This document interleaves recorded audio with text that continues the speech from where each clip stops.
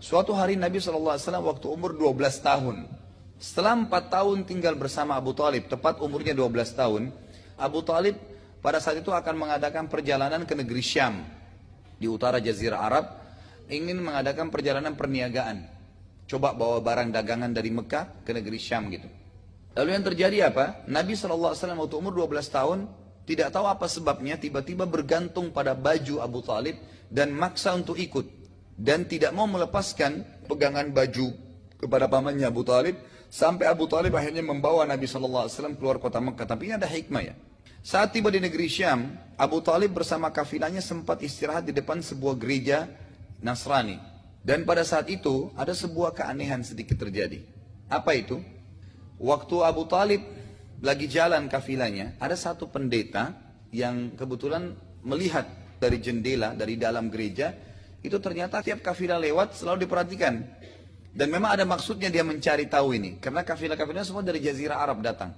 Dan pendeta ini sangat tahu kalau zaman itu, zaman keluarnya Nabi. Jadi setiap kafilah dari Jazirah Arab selalu diperhatikan sama dia dari jendela gereja. Biasa saja. Sampai datang kafilahnya Abu Talib ini. Dia dikagetkan ternyata kafilah itu dinaungi oleh awan. Jadi kafilah ini lewat, lagi panas di padang pasir, itu tertutup dengan awan. Maka dia penasaran, pasti ada apa-apa nih. Lalu dia utus pembantunya, gulamnya, kemudian suruh manggil kafilah itu. Suruh singgah, disuruh hidangkan makanan sebanyak mungkin agar mereka mampir di gereja. Maka dipanggillah. Mampirlah Abu Talib dengan teman-temannya semua. Lalu pada saat itu mereka menitipkan Nabi SAW untuk menjaga barang-barang mereka. Jadi Nabi SAW disuruh jaga barang, umurnya 12 tahun. Suruh duduk di situ. Waktu mereka sementara makan, pendeta ini terus perhatikan satu persatu wajahnya. Rupanya ada sesuatu yang dia ingin cari, tapi dia lihat tidak ada apa-apa. Biasa saja, orang-orang ini biasa gitu. Lalu pendeta ini bertanya, apakah masih ada orang yang tidak ikut dengan kalian? Maka Abu Talib bilang, ada. Ada satu anak kecil, itu anak saya. Maka pendeta itu bilang, di mana dia? Ada di barang-barang kami di luar. Pendetanya keluar. Dipanggillah Nabi SAW masuk ke dalam gereja. Nabi SAW pun masuk, begitu masuk, langsung pendeta ini duduk dan memperhatikan wajah Nabi SAW, lalu bertanya kepadanya. Dia bilang, saya tanya kepadamu atas nama Lat dan Uzza. Apa itu Lat dan Uzza? Nama dua patung yang disembah di Mekah. Jadi orang Quraisy ini kalau sumpah pakai nama itu. Kan tidak boleh sumpah atas nama patung gitu. Waktu itu pendeta ini ingin menguji Nabi SAW. Lalu Nabi SAW mengatakan apa?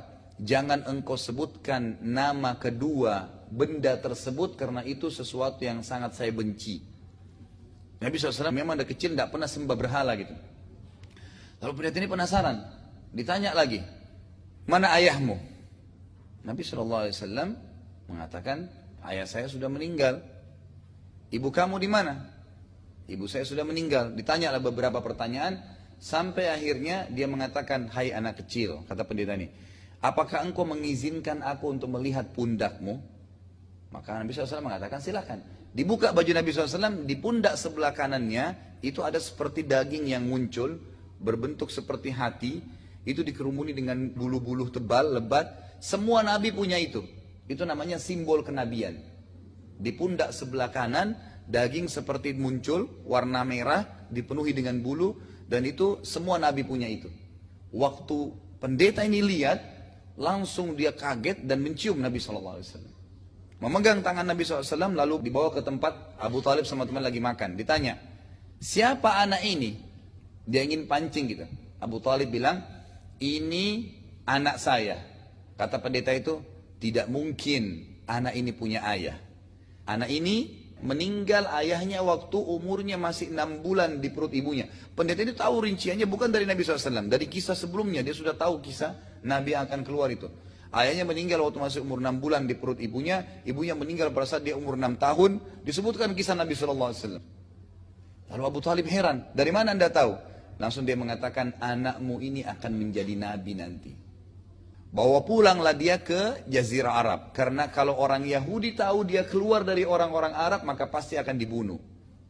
Karena orang Yahudi tidak mau Nabi terakhir dari turunan orang Arab, maunya dari Bani Israel. Dan sudah pernah saya sebutkan sebenarnya sumbernya satu, Nabi Ibrahim alaihissalam. Nabi Ibrahim punya 2 orang istri, Sarah dan Hajar.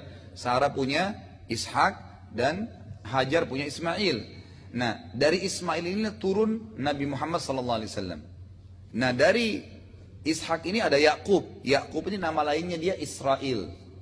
Jadi Israel itu namanya Nabi Yakub sebenarnya sekarang, dipakai sama mereka. Kalau dikatakan Bani Israel berarti keturunannya Nabi Yakub. Nabi Yakub punya anak Yusuf, ada kemudian Musa, Daud, Sulaiman, Isa. Ini semua dikenal dengan nabi-nabi Bani Israel. Nah, mereka berharap setelah Isa dan Musa itu keluar dari Bani Israel juga terakhir.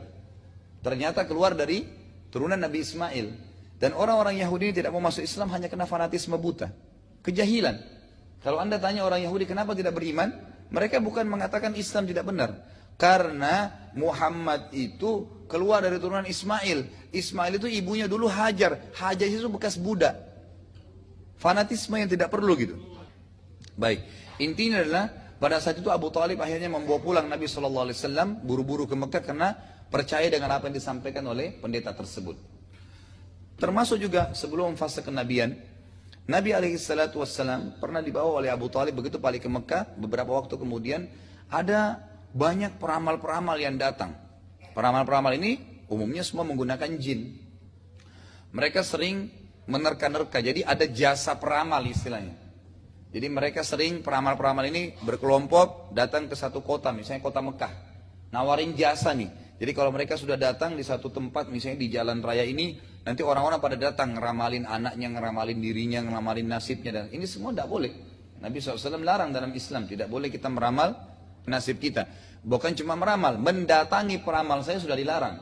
2 hadis Bukhari, hadis yang pertama kata Nabi SAW, siapa yang datang ke peramal bertanya, maka tidak diterima sholatnya selama 40 hari.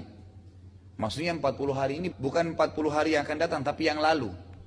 Makanya tidak usah lagi ada yang bertanya, Ustadz, kalau saya sudah pernah ke peramal, berarti saya tetap sholat nggak ya? Toh sholat saya tidak diterima. Bukan yang akan datang Bapak Ibu sekalian, tapi sholat ada 40 hari yang lalu tiba-tiba hangus, hilang. 2 kali datang, 80 hari hilang sholatnya. Dan seterusnya.